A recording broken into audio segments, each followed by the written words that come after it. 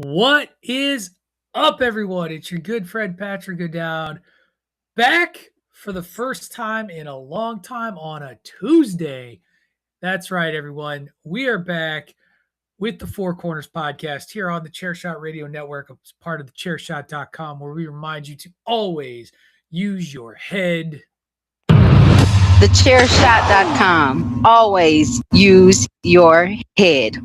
Make sure you head on over to prowrestlingtees.com/the chair shot for all of your chair shot swag needs. We are live on the YouTube if you are here on a Sunday. Otherwise, you're catching me on a Tuesday. It's been forever. And of course, the day I'm like, let's bring Four Corners back, Dave's like, I owe my wife, my special lady friend, I owe her a weekend. And so Dave is out being romantic.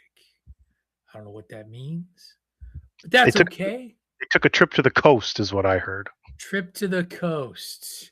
Did they leave the bungalow? That's the question. Oh, yeah. Get it, Dave. Oh, anyway, sorry.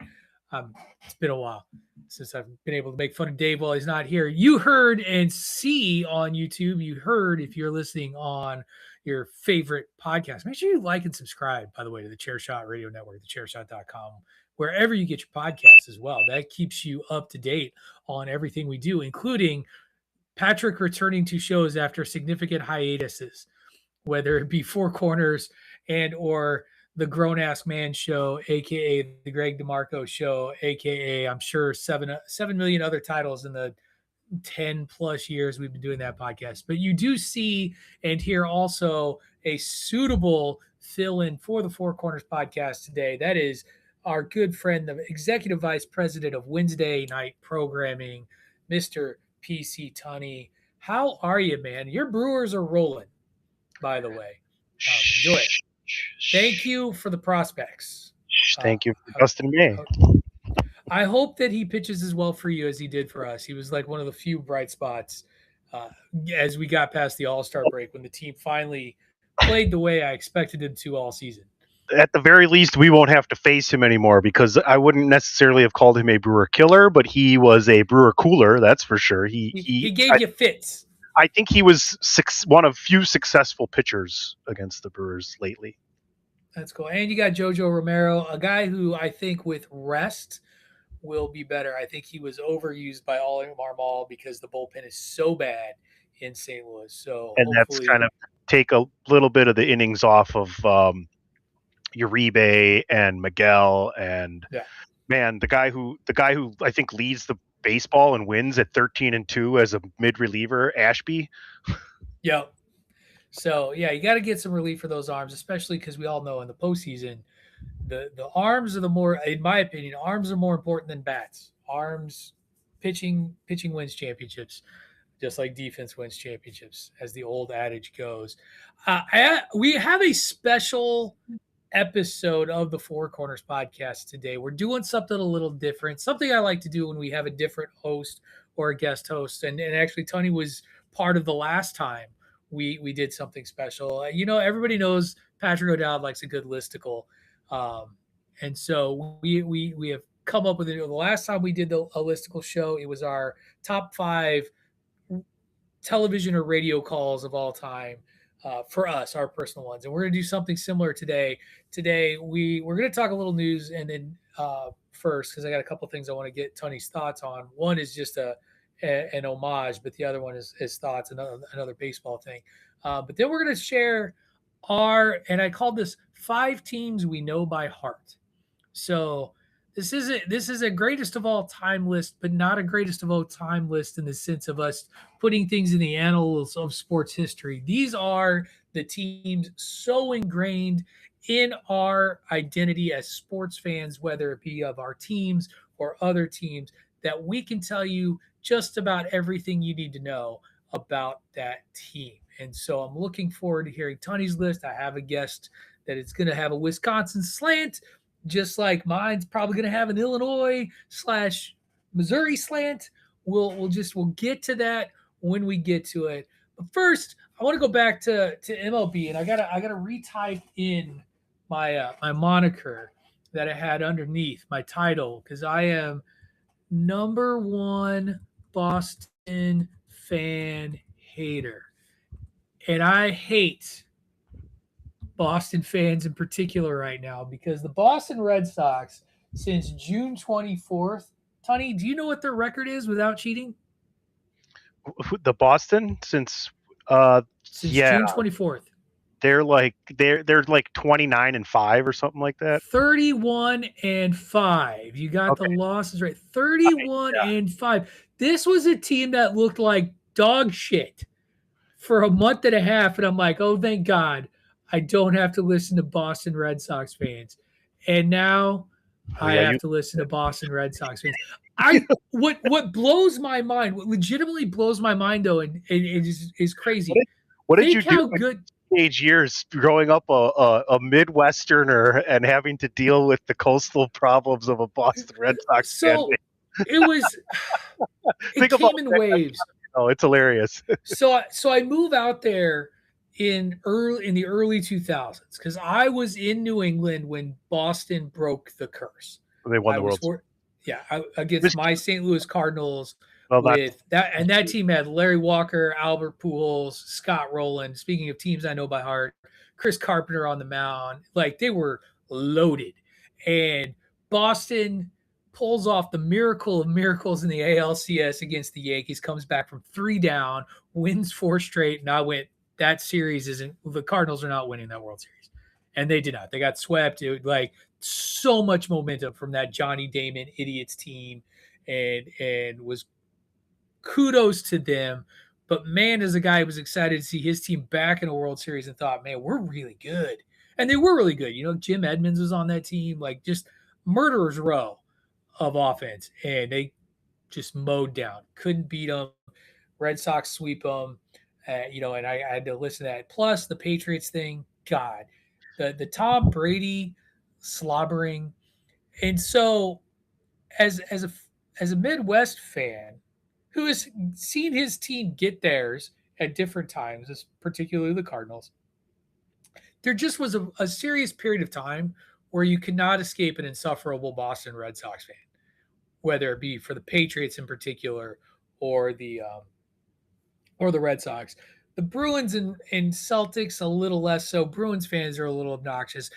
They don't care about basketball to the level that you would think. Honestly, at least where I live, like maybe in Boston, but like they like the Celtics. They get excited for them, but it is not the same level of fever. And all I got to listen to, like if you turn on sports radio right now, it's like, we're going to go all the way. We're going to win the World Series, blah, blah, blah. No, the Dodgers, by the way, people freaking out about the Dodgers and their, 7-game losing streak or whatever since they picked up What's His Nuts. Like, don't worry. The Dodgers will be fine. They're going to come around. They're going to show up. They won last roll through the playoffs. They finally broke that losing streak. Good. Yeah. It's like, don't worry about the Dodgers. They're going to be fine and are the overwhelming odds-on favorite to win the World Series. It doesn't mean they're gonna, because they've been the overwhelming favorite for years and they've really only won like twice. So baseball is one of my favorite things about baseball is that if you're good and you're in and you get a bite at the apple in the playoffs, like it really can't be anybody's game. And pitching, if your pitchers are on, that'll make all the difference in the world. But I just, how do you explain a turnaround like this, and how do I get through this trauma? It's baseball. It's baseball is a game of averages. Like, they're going to turn around and it's going to catch up. It's really like it has to, right? Big thinking of someone like I've played so much baseball in my life. I've followed baseball my whole life, and you just watch these teams. You know, these guys that bat. You have great hitters that start off and they can hit like 200 for a month, right? Well, they're probably going to hit 350 the next 2 months, and that average is going to move back up to 275 or whatever the fuck it is, you know? So it's all law of averages, but look at these streaks happen. And when they happen, it's what makes sports so great about them. You know, you think about that Oakland A's team that won like 20 games in a row, playoffs, right? I know the Brewers had 2 double-digit winning streaks last year, one of them producing free hamburgers for the city of Milwaukee from George Webb. So it's just fun to see streaks like this, individual streaks too. I mean, baseball probably has 2 of the most infamous individual streaks in the 56-game hit streak for Joe DiMaggio, and however many fucking games Cal Ripken Jr. played. Yeah. Yeah. So You know what my favorite streak is? It's the Oral Hershiser 50 some scoreless innings and counting, yeah, like that he did in the 90s, like where he just was unhittable for there's a a period. picture of It's him like crazy. juggling baseball. Juggling, it's a Don Russ baseball card. I have it Is in my basement right now, nice. with all my old collectibles. Uh, yeah, it's just crazy time. Felt like we had to acknowledge that streak, even though I hate the Red Sox. The thing I love about post trade deadline baseball is that to me is truly where you see like the teams start, like the separation starts ahead of the All-Star break, and everybody looks at the All-Star break as the midway point. It's really not. It's because the midway point's earlier than the All-Star break. However, All-Star break and trade deadline, that's when you start to see the reality of some of these teams. You talk about teams returning to the mean, like the Cardinals, who started off like in this wild card hunt. They were holding the spot. They were like 12. They like that. They barely won 10 games in July. It was gross. They were 12-19 or something. It was hideous. And it was really what they should have been all season, because it's a young team that's trying to rebuild its farm system. You start to see the Cubs and the Brewers separating themselves away, the Red Sox figuring themselves out, and the Rays, which, by the way, the other thing to really talk about, for as good as Boston has been, they're still not the first. They're not still not in first place in the American League East. That's crazy when you go on a 31-5 run. It tells you how big of a hole they dug themselves, that they're still like 2 or 3 games out in the Well, AL East. yeah, they're what 26 games over 500 in their last 36, right? Yep. And yet they're only 12 games over 500 overall. So they were not They were playing very dog good shit. baseball. Yeah, they weren't. Yep. They weren't. No, they were just. Yeah, they weren't playing very good baseball. So those are kind of heads. I think the craziest thing that I have been following, speaking of the Midwest, the Chicago White Sox are competitive, and that's weird to me. Like they're not great. Like I'm not saying that they're like some big contender, but the fact that you can watch a Chicago White Sox game and it doesn't feel like a foregone conclusion how that game's going to go, good on them. So keep up the good work, Chicago White Sox. All right. I had one other news item I want to talk about. One of the things that I think that Dave and I, and maybe it's just me, because it's my personality, I take a lot of pride in being able to talk about sports that aren't necessarily mainstream, like airing on television every day. And it's no secret, I'm a big fan of bowling. I'm a bowler. I follow the PBA and the Professional Bowlers Association. And while I was on vacation, shortly after I got back, the bowling community received some truly tragic news as Jacob Buttriff, who is 32 years old, 9-time tour champion, 1-time major champion, suddenly out of nowhere passed away at the age of 32.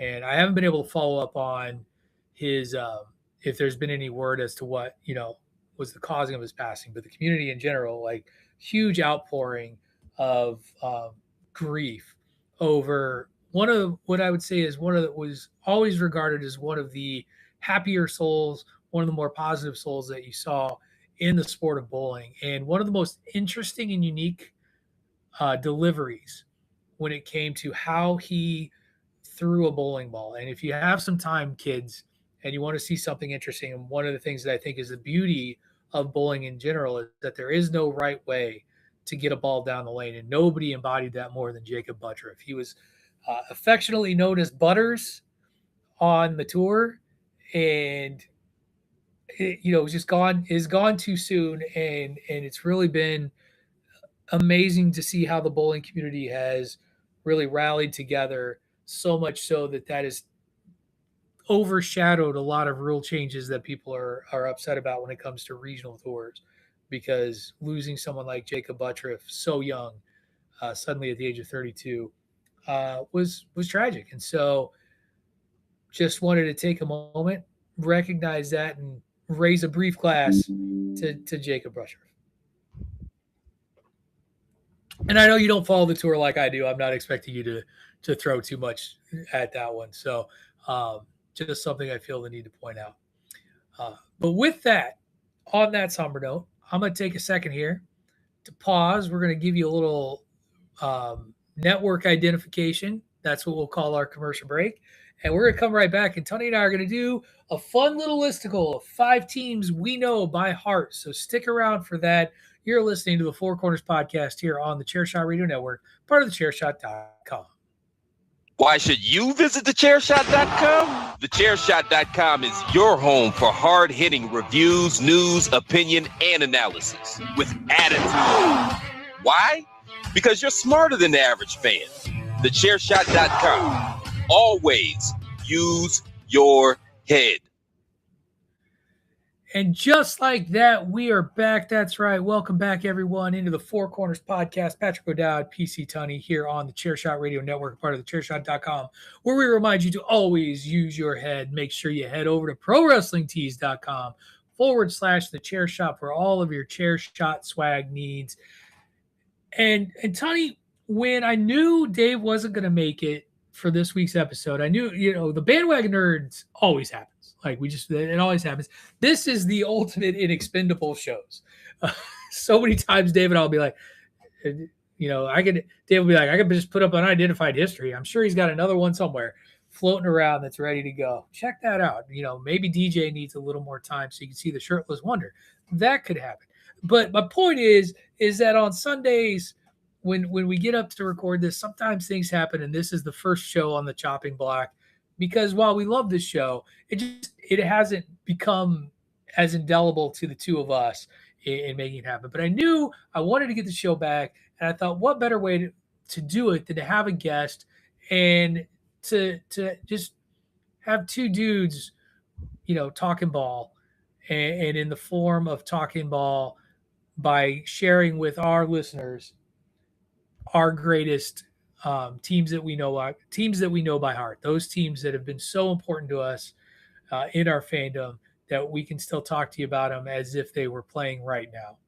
And so I sent that over to you earlier this week as a suggestion. You thumbs upped it, said that you were all for it. And so I'm assuming that it was easy to make this list for you, because it was certainly very easy for me. What I'm interested in before we start sharing is, where did a lot of these teams come from in sort of your fandom, like throughout your lifetime? Because for me, most of these you're going to find are from when I was a kid. No. Well, I mean, 2 of them are pretty recent, I would say. Yeah. I didn't kind of bent the rules a little bit, but shocker. You're gonna be loving my rule bending all day today, aren't you? Oh man, wait till listen, folks. You've already heard it. We fought. I'm telling you, we fought on Bandwagon Nerds this week. Just telling you. If you're listening live, we're going to fight. We are going to fight. You know one of your top shows of all time. You also know a couple of my top not shows of all time. They're all very successful sports teams, right? I think one of them isn't a champion. I think that's it. Or 2 of them, actually. Sorry. Interestingly, for me, 2 of mine are not champions. One of them isn't. 2 of mine are not champions. None of the teams that I have listed played in the 2000s. It also lends itself to when their ultimate success was, right? Like, right. So, and I have in 2021 that so. Right. I got 4 sports too.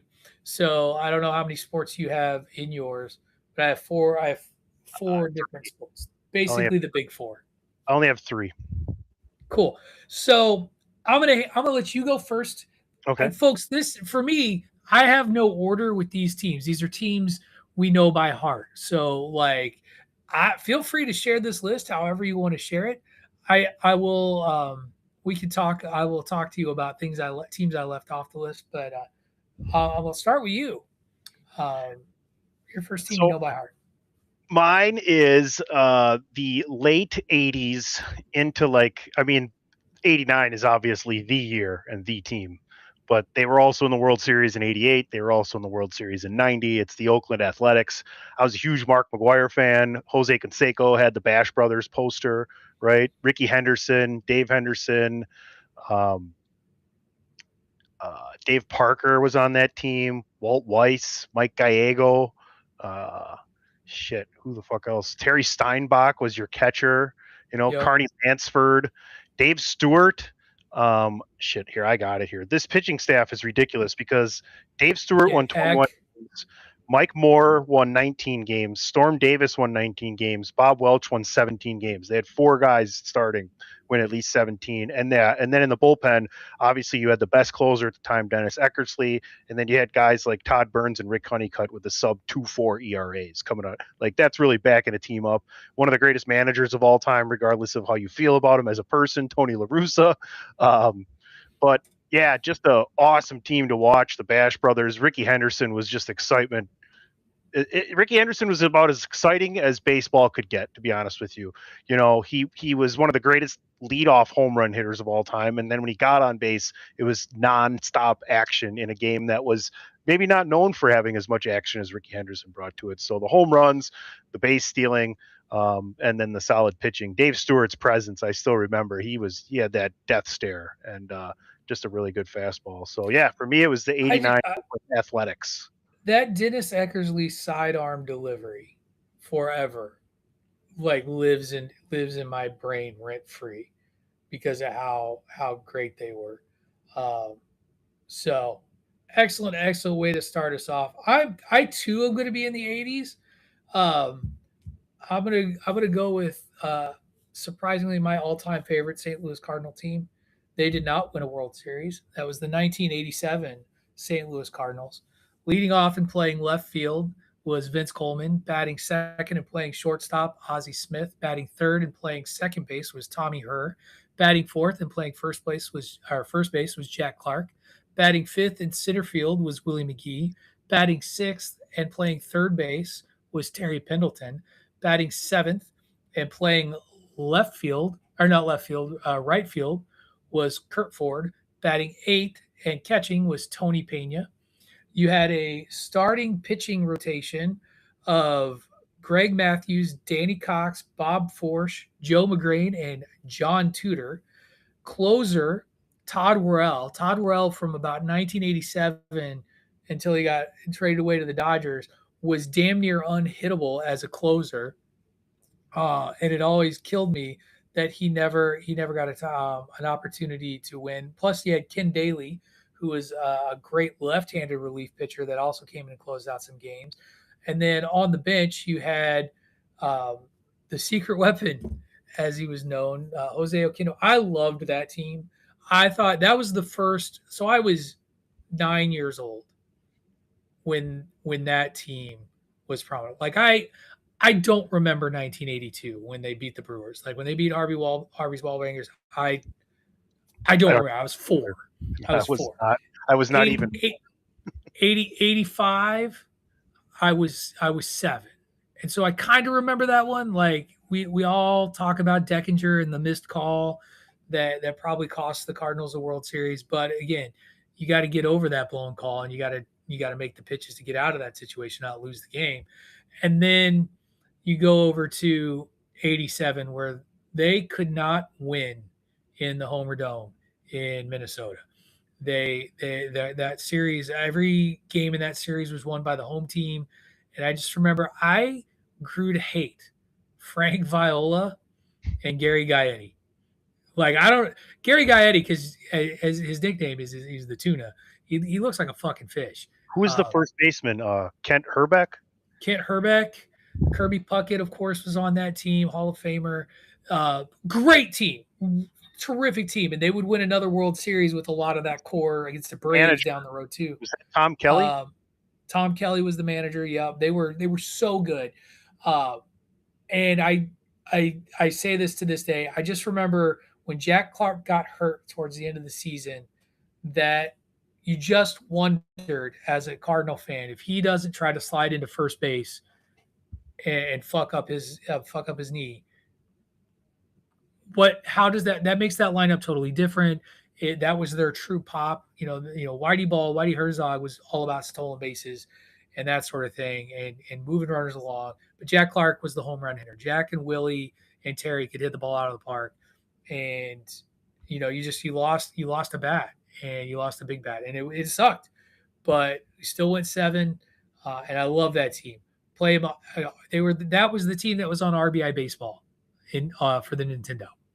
Was that one? And it was just great stuff. So that is my. I'll put that one as my first one. My next team that I'm going to talk about, I'm going to go to the 90s. I'm going to go to the NBA. And what child in Illinois didn't worship Michael Jordan? And what child doesn't remember the three-peat, the 6-time NBA champion Chicago Bulls and the 2 three-peats? But I was always a first three-peat Bulls fan, more than I was a second three-peat Bulls fan. That team with Scotty, Michael, Horace Grant, John Paxson, the Chief. No, Robert Parrish wasn't with them yet. Bill Cartwright. Bill Cartwright. That's what it was. Will Purdue. Will Purdue was on that team. BJ Armstrong. When they got over the hump, though, and beat the Lakers in the finals for that first title, and that felt like a true, like, sort of passing of a dynasty torch to the Bulls. And for 3 years, with a brief break, and another 3 years, it was fucking paradise to be a Chicago Bulls fan. I'm glad you have this on your list because I know these teams like the back of my hand because the Bucks were horrible at this period in the 90s. Although the Bucks had one of the better records against these successful Bulls teams in the 90s as well, which was really weird. But yeah, dude, Cliff Good News Livingston, I believe, was on that first 3. So I know a lot of these guys that came and went. You know, you'd end up having Bill Wennington and Luke Longley. Luke Longley, Tony Kukoc, Steve Kerr, Ron Harper. I mean, Scott Burrell, Scott Williams. And what people don't remember is that when Michael was gone, the Bulls didn't win championships. They were still really good. Oh, yeah. They were still really good. Pippen and Kukoc and with a bunch of guys that could play defense, you know, so, and still had the best coach in the league, you know, that's the thing. Yeah. Phil Jackson was a great coach, not just great for this team, but great overall. I mean, look what he went on and won 5 more with the Lakers. So. Yeah. That's funny. This is a great little kind of transition because speaking of that time period, my second team on my list is the Dream Team. Magic, Mike, Larry, Charles Barkley, Clyde Drexler, Patrick Ewing, Karl Malone, Chris Mullin, Scottie Pippen, David Robinson, John Stockton, and the controversial Christian Laettner. Now, this should have been Isaiah Thomas's spot on this team. There's dude, you don't get one of the best documentary moments of all time if Isaiah Thomas makes the Dream Team, and that is Isaiah on Michael Jordan's podcast, and Jordan watching that thing on a tablet. Oh, The Last Dance, yeah. Yes, it's hilarious. Yeah, it's just, I mean, and then they've recently talked to Shaq about it too when they did the 30-year anniversary that Laettner was the more polished player back then. You know, Shaq was kind of raw. History would have made it seem a little bit better. It didn't really matter. You know, the other 11 guys were what really mattered. They were the best 11 players in the world. Maybe not, at least the best 9. I don't know if Magic and Bird were still as in that top whatever, but they were still, you know, great. Have you ever watched the I Hate Christian Laettner? Oh, I've watched all of them. 30. Yeah, so good. I love it that one. And I love how he embraces it so hard. And DP hates Duke and Grant Hill and Christian Laettner. So there you go. You know, it's funny to give him, like, one time our buddy for a gag gift gave him a Grant Hill rookie card for his birthday. Nice. Did he rip it up? Hill. No, he kept it. I was like, there is value in that. So. But then remember, Chuck Daly was also the coach, so it was really kind of awkward, you know, between him and whatever. But I mean, he was probably just honored to be there. I think Coach K was an assistant, PJ Carlissimo. Their closest games were Croatia to open, or their first or second group play game was against Croatia. They beat them by 33, and then they beat them again in the championship by 32. They beat everybody else by more points than that. It was insane. It was. I remember the other thing I remember, by the way, of that team. Going to McDonald's, getting extra value meals to collect all of the player cups. Yep. I had the cups, I had the poster of the whole dream team and my everything. Like I took a basketball and wrote all their names on the. I mean, I loved it. I loved watching it at the time. I was at that age where I was just trying to get better at basketball. Before high school. So all these guys came in, and the funny thing, you talk about it kind of exploded basketball throughout the world. The world has only gotten better because of that very point in time. Right. And at that time, though, the people competing against the Dream Team were more interested in getting their autograph Pictures taken and their autographs with them, yeah. Than trying to beat them. They were honored to get smoked by the Dream Team. At that time, the world basketball was not nearly what it is now, which is watch how tough it is to win the Olympics for the U.S. now, even with their best guys. So right. Cool. Another one, sir. Another one. All right. Well, then I guess we'll have to go with just the current Milwaukee Brewers, to be honest with you. This run that they've been on, they had the best record in baseball last year. They have the best record in baseball this year. Jacob Mizorowski was on the Pat McAfee show, and the Miz popped in, and they were having a good old fun time on Who's the Real Miz. We got guys that good in our program again. Plus, you talk about Yelich is still around, a former MVP, contributing. Just great young players. Cooper Pratt is up here now. I think Logan Henderson, if he can stay healthy up there on the pitching staff. We traded for a couple Cardinals. Thank you. But we also got guys like Jackson Churio, who we paid $80 million contract before he ever stepped on a Major League Baseball field. And look at how smart that looks to be right now. Right. Garrett Mitchell is back and hitting the ball. Look at the Andrew Vaughn trade as one of the better trades in Major League Baseball. We also got Kyle Harrison from Boston, and he's pitched amazing. He's back now too. I think the only bad thing about it is such a great guy and such a leader and such an amazing pitcher when he's healthy is Brandon Woodruff and the troubles he's gone through. But you talk about a team that lost Craig Counsell, a hometown guy who goes to the opposing town in your division, the team that you dislike. rival team. But here's just a really quick shot at Cubs fans. We'll never really hate or care about hating you as much as we hated the White Sox. So just take that with you, okay? Right. But just great, awesome baseball and a bunch of players that can step in and step up, and they play hard. They play great defense. They can steal bases. They put the bat on the ball, and they score a ton of runs without hitting a ton of home runs. Pat Murphy is just an amazing dude and such a fun guy too, with his pocket pancakes and all his other fun, weird shit he does. The power of friendship. So hopefully they can keep everything together here, get that number 1 seed, finally beat the Dodgers, and go on and bring a World Series home for Bob Uecker. I hope so. I joke about hating the Brewers. I envy the Brewers. The Brewers now are what the Cardinals were 30 years ago with the way their farm system works. They are the envy of all of these other small market teams, with the way that their farm system works, the way they build talent, the way they evaluate, scout, and draft and develop these guys, and can afford, for example, to trade away two top 100-ish prospects out of their system and not really feel like it's a loss, but feel confident in what they still have coming up based on what they traded away. Like, it's ridiculous.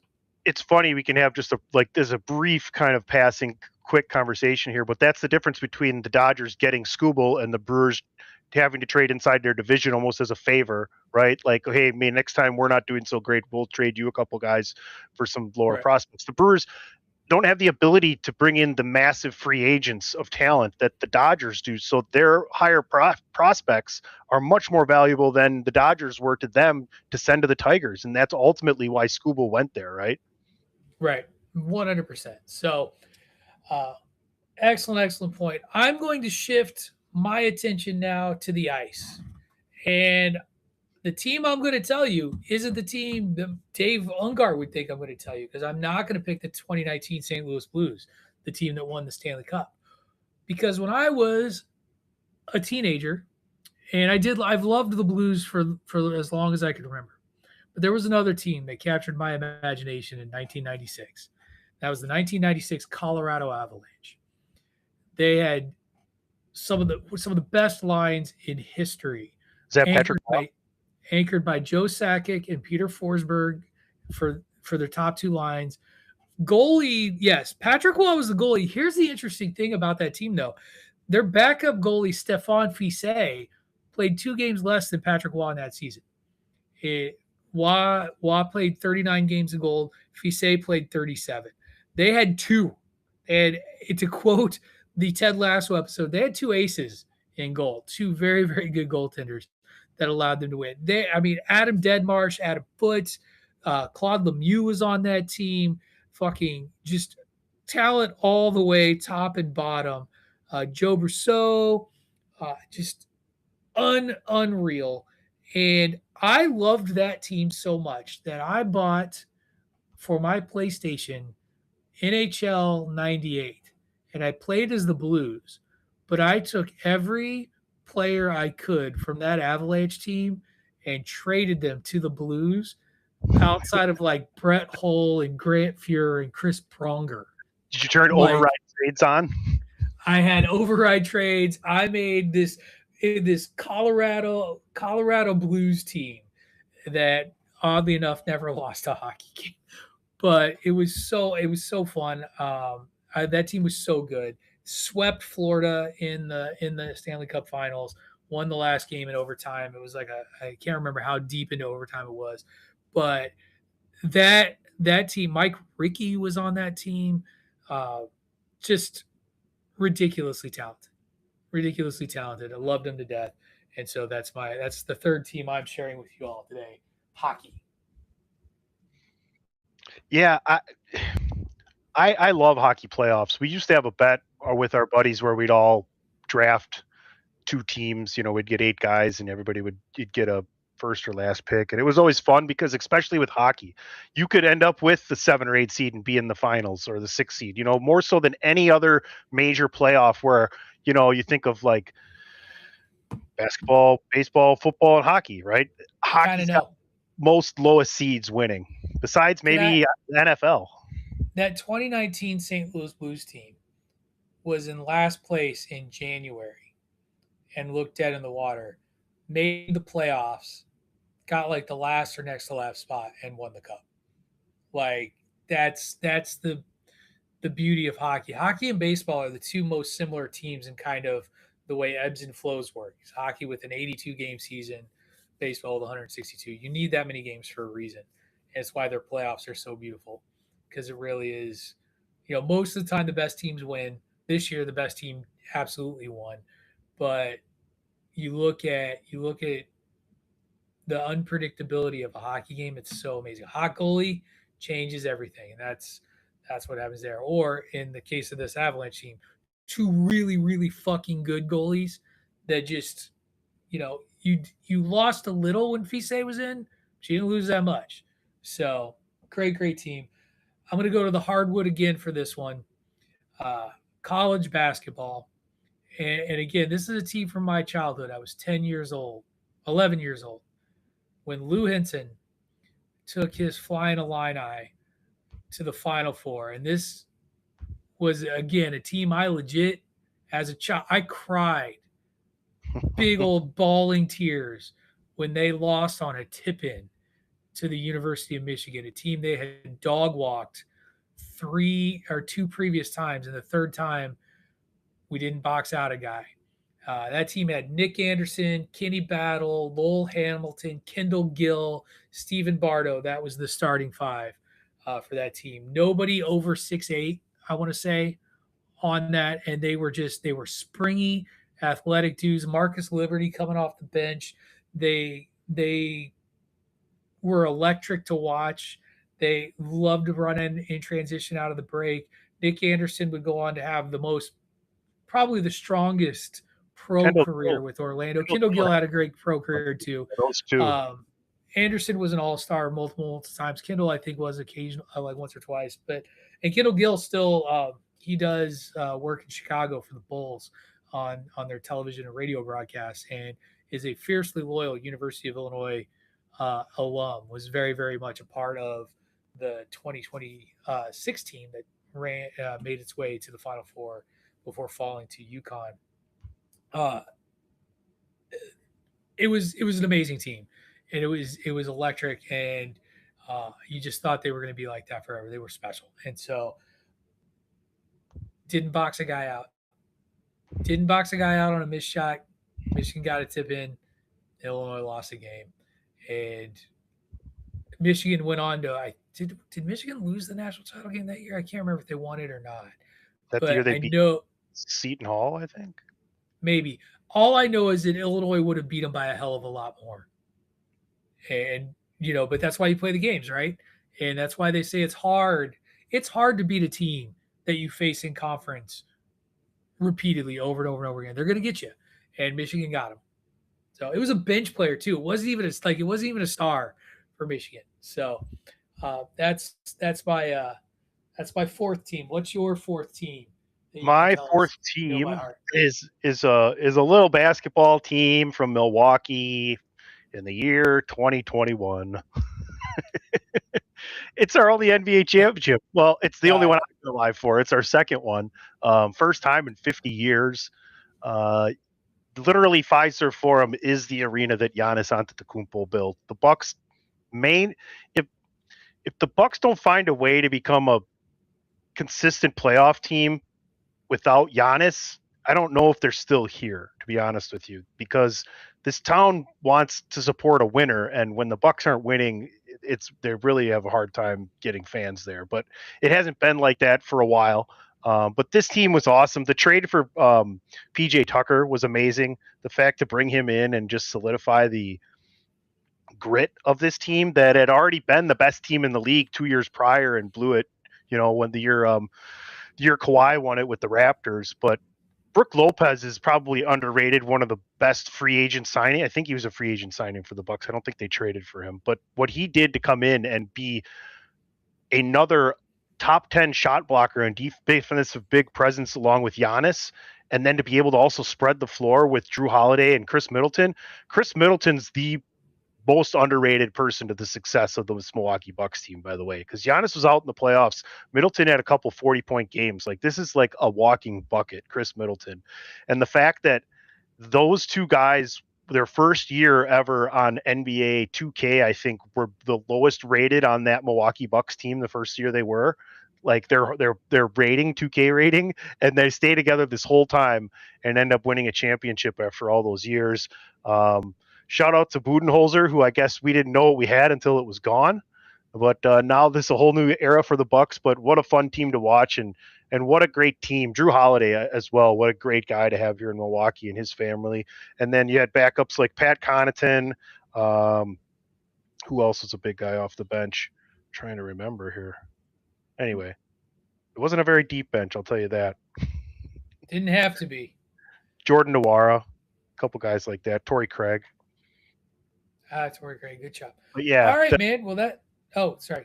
No. The fact that they won 4 in a row to win it at the end too, when Giannis puts up 50 to win the championship, was forever be awesome. So, is it my last pick now? Your last team you know by heart? Yes. Shout out to the 2011 Super Bowl winners, Super Bowl 45 champion Mike McCarthy, Aaron Rodgers, Clay Matthews team, Donald Driver, Charles Woodson.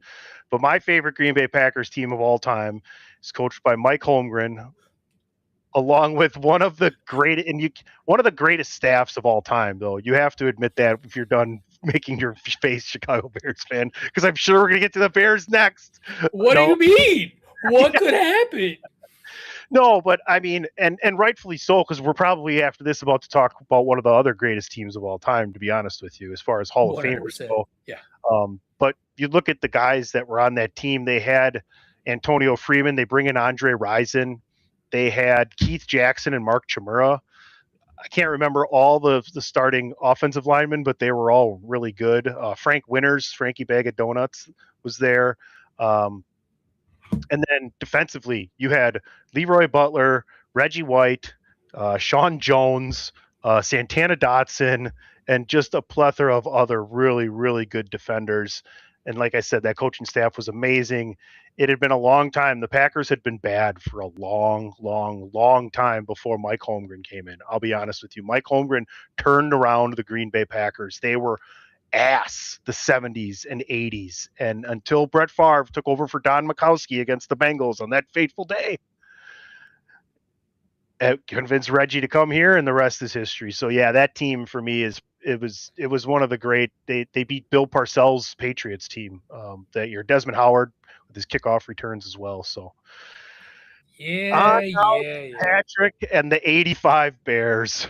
Yes. So in 1985, Patrick was in second grade, and really hadn't been and very much been a college football person because my mother worked for the University of Illinois. My dad and I would go to season football had season football tickets. So we lived and died with Illinois in the 80s. And then in second grade, the Chicago Bears did what the Chicago Bears did. And I was my teacher, Mrs. Coverstone.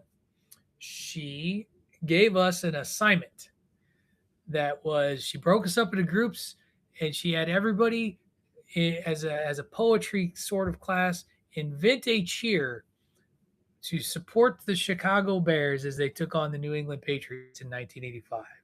And I was like, who are these guys? So I started watching the 1985 Chicago Bears and the Super Bowl shuffle. You couldn't escape it. Jim McMahon, Walter Payton, Willie Gault, the defense of all defenses, the Buddy Ryan 46 defense that literally mauled everybody except for the Miami Dolphins. Like literally mauled everybody. Dan Hampton, Steve McMichael, Mike Singletary, Otis Wilson, Richard Dent, Dave Duerson. I'm sitting there reading this. Wilbur Marshall, like these guys just across the field. You couldn't stop them. And that was the team I always played on the original Tecmo Bowl. Oh. The OG Tecmo Bowl. Walter Payton getting jobbed out of a touchdown will still live in my brain forever. That fucking Mike Ditka, you beat a team 50-something to 3, and you can't find a carry inside the red zone because you got to give it to the fat defensive tackle because he was in commercials. The refrigerator. Like the history and as a child watching that team, I was like, the Bears are going to win forever. Jesus. Then Buddy Ryan left. They lose in like the second round the next year to the Redskins, who I think eventually won the Super Bowl that year. Like 87. 87. They won in 87. Won 87. 86 was the Giants, I think. Oh, okay, yeah. And then my misery has basically gone on since 85. Because I was a fool. Tony, and I believed, and I was like, oh, Walter Payton is retired. This Neil Anderson guy is pretty good. And he was, but he wasn't great. Jim McMahon wasn't great at quarterback. Like they had the cool style, but I don't know that they had the substance as a team. And so that was that team. I love that. Even the kicker, Kevin Butler. Kevin Butler was the kicker, reliable kicker, was awesome. And my wife, the Bears were such a part of our lives in 85. My wife has a VHS tape of the Super Bowl shuffle that her family bought. There you go. We are the Bears shuffling through. They made that before the season started and then backed it up. Like that's the ultimate call on your shot.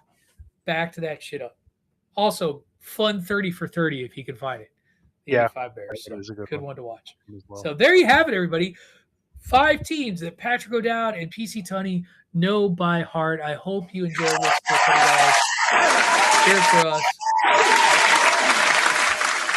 Talking a little ball today and a little nostalgia ball, little nostalgic sports. A lot of fun. All right, Tunney. Do you have any other teams that didn't make your cut, or did you hold yourself to 5? You said you bent some rules, and I haven't noticed any rule bending yet, so I'm a little nervous here.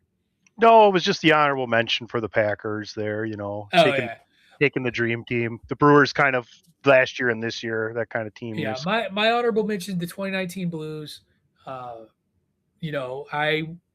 had to work my ass off to be quiet in my house watching them win the Stanley Cup in Game 7 over the Bruins.